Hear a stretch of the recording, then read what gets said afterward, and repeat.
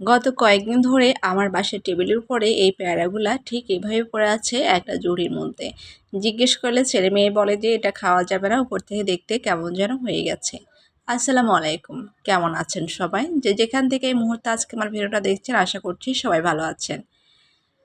তো এই যে পেয়ারাগুলো তো আমি নিয়ে নিয়েছি, ভাবলাম যে এতগুলো পেয়ারা নষ্ট হয়ে গেলে তো ফেলে দিতে হবে, তাদেরকে আমি কোনো একটা ভাবে তৈরি করে দিই যারা যেন পেয়ারাগুলো খেয়ে নেয়। আসলে যে কোনো জিনিস যদি দেখতে সুন্দর না লাগে তখন সেটা খাওয়ার প্রতি আগ্রহ কিন্তু একেবারে মরে যায়, খাইতে ইচ্ছে করে না। আমি পেয়ারাগুলোকে তো ভালো করে ধুয়ে নিয়েছি, ধুয়ে নেওয়ার পরে এগুলাকে আমি এখন একটু ছোটো ছোটো করে কেটে নিচ্ছি। উপরে খোসাটা তো আমি ফেলে দিয়েছি। আমি জানি পেয়ারাগুলোকে যদি আমি একটু ভালো করে মেখে দিই তাহলে আমার ছেলে মেয়ে খুব পছন্দ করে খাবে। আমার মেয়ে কিন্তু পেয়ারা, তারপর হচ্ছে আম, আমরা এ ধরনের জিনিসগুলো একটু বেশি পছন্দ করে। ও কাসুন্দি দিয়ে মেখে খেতে অনেক বেশি আসলে পছন্দ করে। তো আমি চিন্তা করলাম বাসা যেহেতু কাসুন্দি আছে, ওকে একটু আমি সুন্দর করে মেখে দিয়ে ওরা দুই ভাই বোন মিলে পেয়ারাগুলোকে খেয়ে নেবে। বাসা যেহেতু আর মেহমান ছিল, তো ওরা সবাই মিলে খেয়ে নিয়েছে। তো কেটে নেওয়ার পরে আমি এখন একটা জার নিয়েছি, জারের মধ্যে এখন এই যে পেয়ারাগুলো নিয়ে নিব। তো ওদেরকে একটু লোভ লাগানোর জন্য আসলে যেভাবে ওরা খাবে সেই প্রসেসিংটা আমি করে দিচ্ছি। এবার এটা দেখে তো তারা ভীষণ খুশি যে আম্মু তো একেবারে সুন্দর করে এটা মেখে নিচ্ছে, খেতে নিশ্চয়ই অনেক বেশি মজা হবে। দুই ভাই বোন শুধু আসতেছে আর দেখতেছে। তা আমি এখন পেয়ারার মধ্যে কিছুটা বিট লবণ, তারপর লবণ, লাল মরিচের গুঁড়া আর হচ্ছে কিছুটা কাসুন্দি দিয়েছি।